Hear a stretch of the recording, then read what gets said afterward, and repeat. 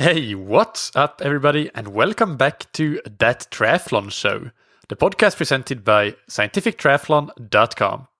I'm your host, Michael, and this episode is Q&A number 12. Remember that if you have questions that you want me to answer on this podcast, then you can just send them to me via email. That's michael@scientifictriathlon.com, Michael with a K, or on Facebook through my website, scientifictriathlon.com. You can just post them through the messenger widget down in the bottom right corner of the screen. Before we get into today's questions, a big thanks to our sponsors. First, we have Stack that make the world's quietest indoor bike trainers. They use magnets rather than resistance flywheels, and that also means there's no wear and tear on the bike, so it's always race ready. It folds up very neatly, and they have 3 different models with different features at different price points, so there's an option for everybody. The Halcyon is the new smart trainer model, and that is the one that I'm using, and it's great. And with whatever model you go for, you can get 20% off with the promo code ThatTriathlonShow, all one word, all caps. And a big thank you to Roka that makes the world's premier triathlon apparel, including wetsuits, tri-suits, swim skins, buoyancy shorts, etc.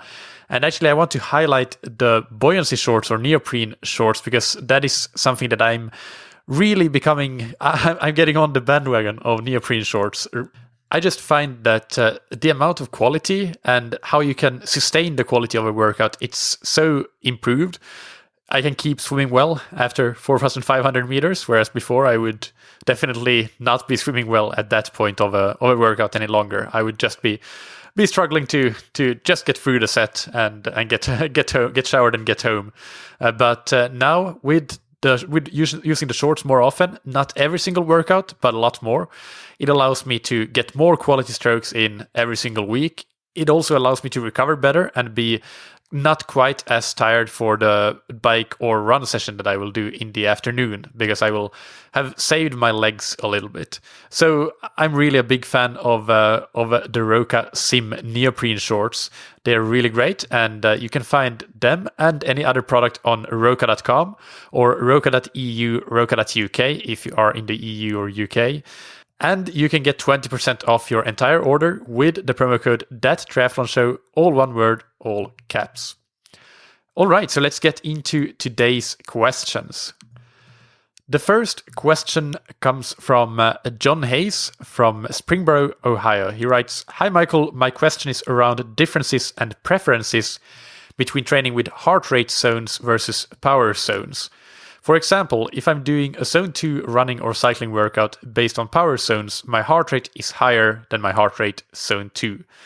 I may be thinking about it all wrong, but to me it seems like I'm trying to train my cardiovascular system, so a heart rate based zone 2 run or ride would better align with how my heart is actually working versus training based on the power zones. Curious to get your thoughts on this." Thank you for the question, John. It's a really good one, and I do not think that you are thinking about it all wrong. In fact, I would definitely tend to agree with what you're saying there. It's training to heart rate in those easier aerobic endurance sessions, so zone 2 training mostly. That's a really good way to make sure that, first of all, that you don't go too hard in your easy training, and also that you stay at or below your aerobic threshold. Of course, this depends a bit on the accuracy of how the zones are set, and we'll get into that a bit later. But that's important as well. So because the power versus the heart rate zones, as you have noticed, and as anybody will have noticed, there's not a perfect overlap there. And I do think that the heart rate zones are more indicative, as you say, of whether you're really training your aerobic endurance and really focusing on that those aerobic developments, staying at or below the aerobic threshold, which we want to do in these zone 2 workouts. And it also, finally, another interesting point, you could do this the other way around, of course, as well. So this is not the biggest reason to prefer heart rate zones in the zone 2 workouts, but it does give you a great, very interesting way to track how you're improving. So by that I mean that if you are consistently holding your heart rate in a certain quite narrow range, then you can just check how much power do you produce at this given heart rate, and how does that track and trend over time. this is a slow process, so you shouldn't expect to see any visible differences in a few weeks or even a few months' time. But when you look back at your training from a year ago, for example, you can start to see some very positive aerobic adaptations if you have done the training and you've been diligent and you've done the training right with good structure. And this is definitely not a vanity metric. Like, there are vanity metrics out there. This one is not. This is legitimately useful. Triathlon is a very, very, very aerobic sport. So seeing improvements in how your power compares to your heart rate at a given heart rate, that is very useful. So there are some caveats to this, and that is, as I mentioned before, the accuracy of the zones, and that goes for both power and heart rate. Now, if you have done a lab test, which is good, although that too has some problems depending on how it is done, and you've followed the recommendations from the lab for before the test, like avoiding caffeine or other stimulants, then your heart rate should be quite well controlled.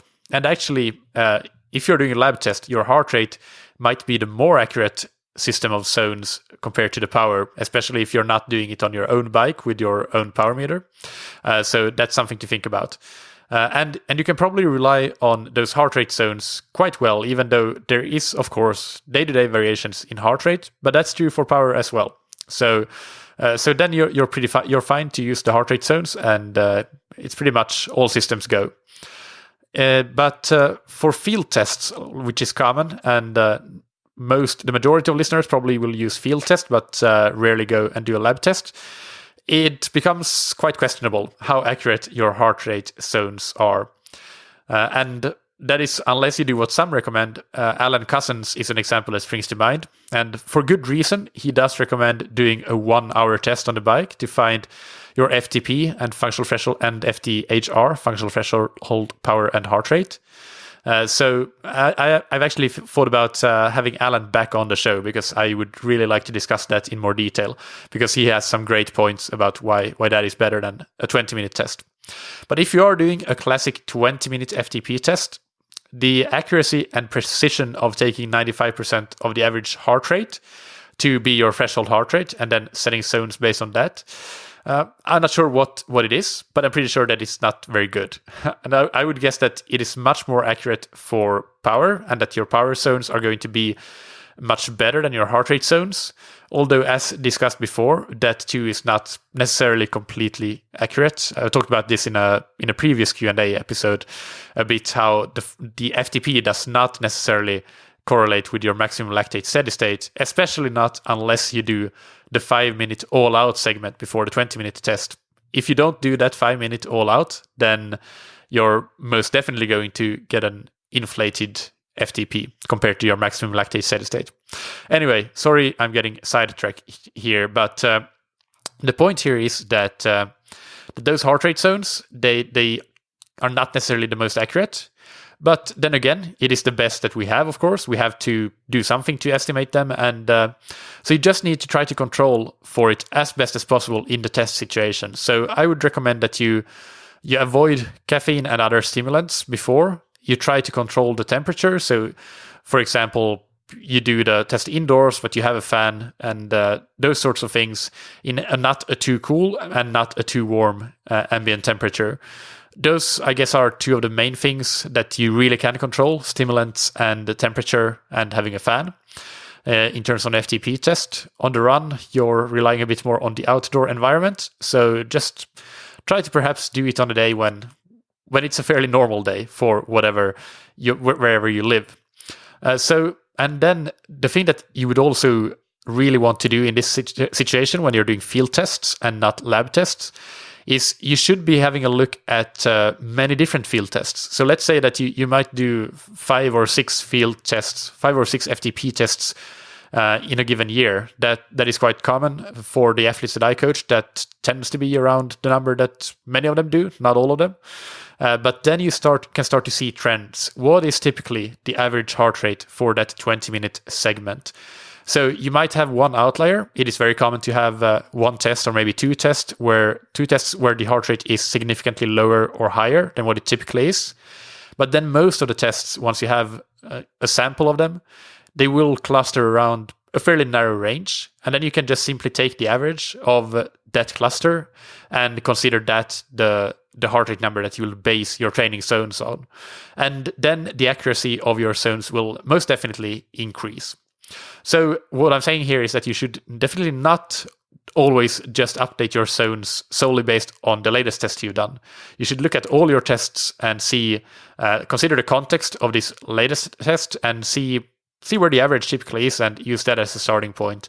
And then consider if there are reasons that you may want to update it based on the latest test or not. So for example, if you're doing a test and the summer heat is coming on, maybe your heart rate is 5 beats per minute higher than it has been all winter and spring. But that might be actually the temperature that you will be training in throughout summer. So then I would say that there is a case for actually updating your heart rate zones to reflect that change in environment. And then, of course, you would need to do that again come autumn. And so I think that's mostly about it.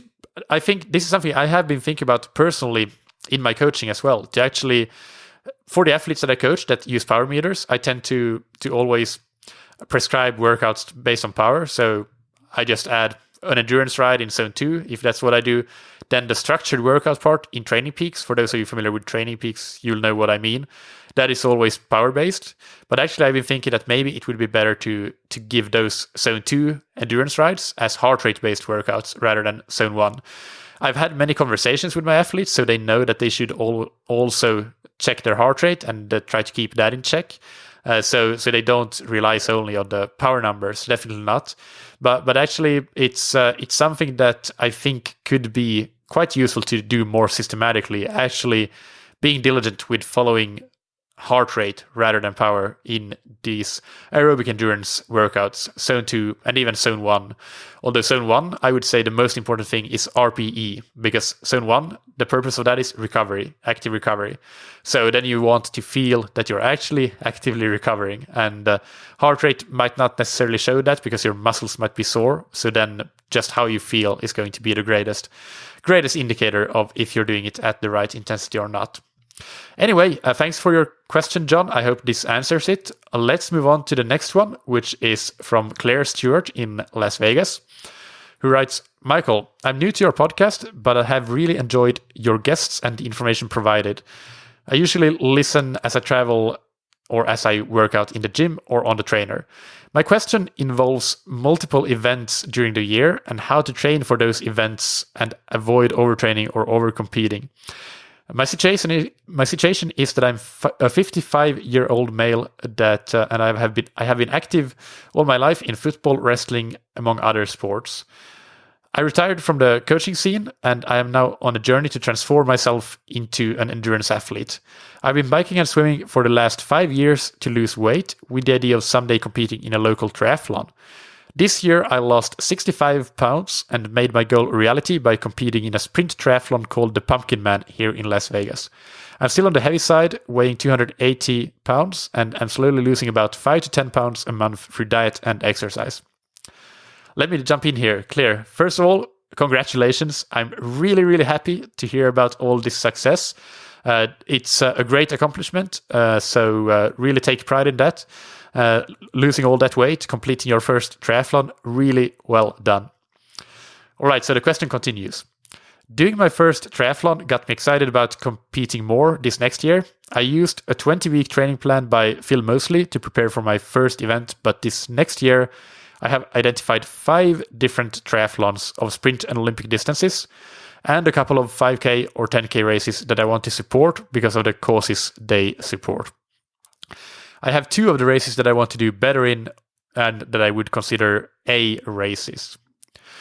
So I'm jumping in again here before we wrap up the question. But for the listeners that are not aware, it's quite common in endurance sports to categorize races as A, B, and C races, where A races, that means your most important races, typically only 1 to 3 per year.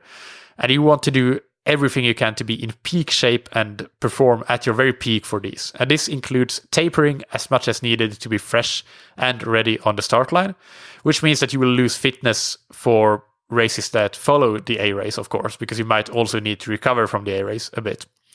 But they are the important races, so that's the sacrifice that you have to make and should make. B races are of secondary importance to A races, but you still want to do well. So you might typically reduce your training load for a few days, 2 to 4 or 5 days before, as a smaller, lighter version of a taper, not a full-on taper. So you're not really looking for that very peak fitness, but you're looking to get closer to peak fitness than and not being in too deep a fatigue state that you might be in a heavy training block. And C races, they're just treated as workouts. You just train through them. All right, so final part of Claire's question. Here goes. There are several training plans that I can purchase through Training Peaks that give me access to a coach and will allow me to prepare almost 40 weeks for my A race, but don't take into consideration the other events that I would like to do. Should I just use the single plan and then replace some of the weekly workouts with the race events, or do I need some specialized coaching to monitor this? I'm really enjoying the progress and the journey of preparing for these races, and in many ways this is a great source of pride and sense of achievement as I accomplish the workouts and plan my life around these things. Hopefully my thoughts aren't too jumbled. I would appreciate any ideas you have, and if you have previously answered this question, if you can send me to one of your archived podcasts, that would be great as well. Thank you so much for all the information that you provide. It really helps me get excited and to do my workouts and see the progress and learn how my body is responding to the training input. Keep up the great work and good luck for your own personal events this next year. All right, thank you so much, Claire, for this question. So to repeat the question part from that last segment, the question is, there are several training plans that I can purchase through Training Peaks that give me access to a coach and will allow me to prepare almost 40 weeks for my A race, but don't take into consideration the other events that I would like to do. Should I just use the single plan and then replace some of the weekly workouts with the race events, or do I need some specialized coaching to monitor this? So, to answer this, I don't really think that the question of whether to get a coach or not, that does not hinge on how to adjust a training program to include multiple races. Even if you were only going to do that one single A race this year, no other events, and however many weeks plan that you have that would work perfectly for that, like let's say you have 40 weeks to train and you have a 40-week plan, no training plan is ever going to be anywhere near as effective for improving your performance as a coach. And that's, of course, why there is such a big price difference between the two. Because planning the training is only a very small part of the roles and responsibilities of being a coach. But let me answer the question of what you should do, what I would recommend you do if you do get the training plan. Then first, C races are easy. Any races that you have identified as C races, then yes, you train through them, you just replace a workout with that race. Ideally, you would remove a hard workout from your schedule so that you retain the balance of hard and easy work in the training plan. Now, since you have 2 A races, I would work with the training plan. So in this example, perhaps the 40-week plan that you have looked at, I would work with that training plan up until the first event, and then after that first event, do only easy training for a few days, or even a week if it's an Olympic and you feel that you need a week of easy training to make sure you are recovered. And I don't know how long you have between the races, the 2 A races, but let's say, for argument's sake, that you have 8 weeks between them. Then you would simply repeat the last 8 weeks or 7 weeks because you lost 1 week to recovery from the race, for example. So simply repeat the last 7 weeks of the plan to lead up to the second A race, assuming, of course, that it worked well the first time. B races here, they are the most complicated, but not too complicated. So I would, again, just remove a hard workout to make room for them. But in addition to that, in the last 2 to 5 days, depending on how important any particular B race is for you, like non-important B races, just 2 or maybe 3 days, and more important B races, you could take 4 or 5 days, where you want to dial down the amount of intensity that you do, and potentially also dial down the volume a little bit. But neither of them, you don't dial down the volume a whole lot, but you do it a little bit, and you don't reduce intensity completely, but you dial it down a little bit. So let's say that in the last, let's say 3 days before a B race, your plan calls for a 6 by 3 minutes workout, whether it's on the bike or the run, 6 by 3 minutes hard VO2 max zone 5 intervals. Then I would adjust that to do instead of 6 times 3 minutes, you would do 4 times 3 minutes, for example, or 5 times 2 minutes, something like that. And a 30-minute tempo run that is scheduled 3 days before the race, that might become 15 to 20 minutes at tempo. And so you see what I mean here. You reduce the amount of intensity, but you keep some intensity, but you reduce the amount of it to make the workout and the load lighter overall. And so you keep training, you don't do too much of a taper, but it is sort of a mini taper to some extent. Volume is the same. You can reduce it slightly, but don't reduce it too much. So for example, if you would otherwise have, let's say, 7-8 hours in your training week, you might do 5-6 hours instead. And then, of course, depending on the length of the race, then that might shift. So you need to take that into account as well. But for example, if you have an Olympic race on a Sunday, and on average that week calls for 1 hour of training per day up until the Sunday, then you might want to do only on average 45-50 minutes of training per day instead, to dial down the volume just a little bit. Now, one more thing, since you're talking about the 40-week plan, I have to say, personally, this is just a recommendation, and I'm not a fan of overly long training plans, and in my opinion, 40 weeks is too long. It's way too long. It's impossible to predict how your abilities will change over the course of such a long time. And coming back a bit to your question about coaching, this is one of our most important responsibilities, to assess how you as an athlete are developing and communicate with you and ask you how you feel you are developing, and take all of these insights, our own assessments, and your feedback into account in providing constantly up-to-date training planning. And of course, no generic plan, whether it's 8 weeks or 40, can completely predict this. But in my opinion, the absolute maximum duration for a training plan should be 5, maybe 6 months or so. But that is only for Ironman training, I think, where you really want to have time to build up a strong foundation of volume. Definitely not for shorter distances, and for beginner athletes, I definitely don't think that training plans should be that long either.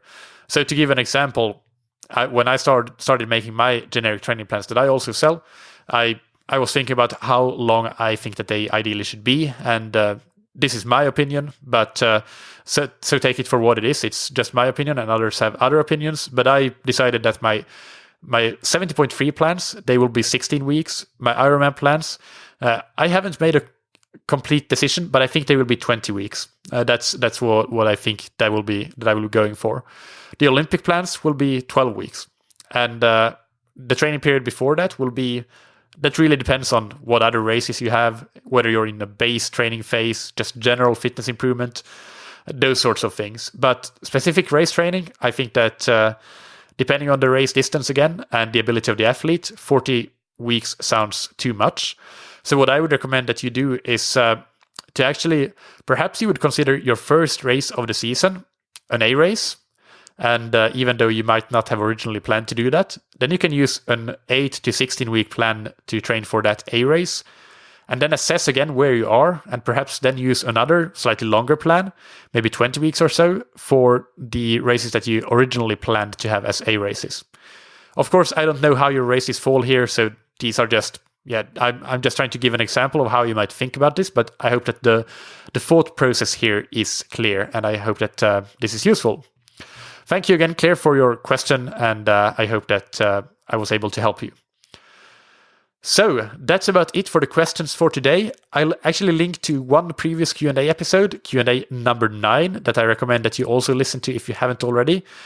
It's related to the first question from today, and in that Q&A episode, I discuss why I recommend training to pace or power when you do more intense training. And in that particular question, we were talking about threshold training and threshold run workout specifically, but it applies to harder training in general. So that, again, it's separate from what we discussed today when we discussed easier aerobic endurance workouts in zone 2, where I said that I agree with John, who was asking the question, that it might make sense to train the easier workouts to heart rate rather than power. So I'll link to that in the episode description so you can check it out. And one house cleaning item before we wrap up. As I said last week as well, some listeners have requested to hear more about my personal training and racing. So there will be a regular case study with me, and I would share my progress, any practical takeaways for athletes of different abilities with different goals. And I would do that if that's something people are interested in. Perhaps I would do one monthly episode, and I would do show notes for it with nice charts and figures on my training.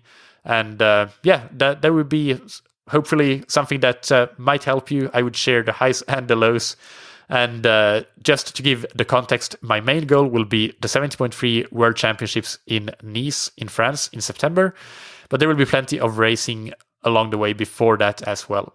So if you would like to see this sort of episode, I still need a few more positive responses before I go ahead and decide to do so, because I want to make sure that it's something that people are actually interested in. And that means raising your hand and sending me an email or a Facebook message through scientifictriathlon.com. And just let me know that you would like me to do these kinds of episodes. And if I get enough responses, then I will be doing it. Also, if you are enjoying the podcast and you are a long-time listener, in the spirit of the Christmas season, it would mean a lot to me if you could give me 2 minutes of your time to leave a rating and review for the podcast. Somebody who did that is Arsenal5 in the United States, who writes, hands down, the #1 triathlon podcast, 5 stars. I have sampled pretty much every triathlon podcast out there, and I can say with confidence that this is the most high-quality triathlon podcast that exists. Every episode delivers precise, applicable insights that will, without a doubt, benefit any triathlete, young or old, beginner or elite. Thank you, Michael. Thank you, Arsenal5, and nice username. I don't know if it's a reference to Arsenal Football Club in the United Kingdom, but for anybody interested, that's my favorite football club as well. So maybe you're a fellow supporter of Arsenal FC. That would be nice if you are. Also, of course, thank you to our sponsors, Roka, that you can find on roka.com. If you are interested in wetsuits, tri-suits, swimskins, buoyancy shorts, goggles, sunglasses, and the likes, check them out. They are the highest quality, the best in the industry, and you can get 20% off your entire order with the promo code ThatTriathlonShow, all one word, all caps. And thank you to Stack, that you can find on stackzero.com. That's STAC0 spelled out.com. And they make the world's quietest indoor bike trainers, and they are affordable to start with, but even more so when you use the promo code ThatTriathlonShow, all one word, all caps. That will take 20% off your order, and it applies to any of their trainer models, the base, power meter, or the smart trainer model, the Halcyon. Thank you, as always, for listening. Keep training smart and keep loving triathlon.